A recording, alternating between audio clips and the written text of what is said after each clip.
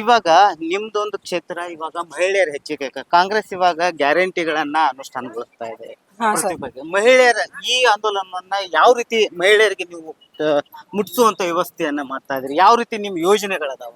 ನಮ್ಮಲ್ಲಿ ಆಮೇಲೆ ಬಸ್ಸಿನ ಅನುಕೂಲ ಮಾತ್ರ ಭಾಳ ಒಳ್ಳೇದಾಗೈತ್ರಿ ನಮಗೆ. ಆಮೇಲೆ ರೇಷನ್ದಿಂದ ಹಿಡಿದು ನಾವು ಎಲ್ಲ ಚೆಕ್ಕಿಂಗ್ ಹೋಗ್ತೀವ್ರಿ. ನಾ ಗ್ಯಾರಂಟಿ ಯೋಜನೆ ಸದಸ್ಯ ಹೇಳ್ರಿ ದೀಪಾ ಪಾಟೀಲ್ ಅಂತ ಹೇಳ್ರಿ.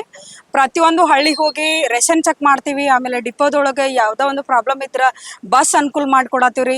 ಪ್ರತಿಯೊಬ್ಬರು ಒಂದೊಂದು ಮಹಿಳೆಯರು ಕಾಂಗ್ರೆಸ್ ಬರಲಿ, ಇನ್ನೂ ಸಂಖ್ಯೆಯಲ್ಲಿ ಜಾಸ್ತಿ ಸಂಖ್ಯೆಯಲ್ಲಿ ನಮ್ಮ ಪಾರ್ಟಿಯಲ್ಲಿ ಜಾಸ್ತಿ ಸಂಖ್ಯೆಯಲ್ಲಿ ಇದನ್ನ ಬರ್ಲಿ ಬರ್ಲಿ ಅಂತೇಳಿ ನಾವೆಲ್ಲ ಹೋರಾಟ ಇವಾಗ ಮಾಡ್ತಿದ್ದೀವಿ. ಡಾಕ್ಟರ್ ಅಂಜಲಿತಾಯಿ ನಿಂಬಾಳ್ಕರ್ ಅವರ ನೇತೃತ್ವದಲ್ಲಿ ಖಾನಾಪುರದಿಂದ ನಂದಗಡವರೆಗೆ ಒಂದು ಪಾದಯಾತ್ರೆ ಬಂದ್ರೆ ಹಾ. ಯಾವ ರೀತಿ ಜಾಗೃತಿಯನ್ನು ಮೂಡ್ತಾರೆ ಜನರಲ್ಲಿ?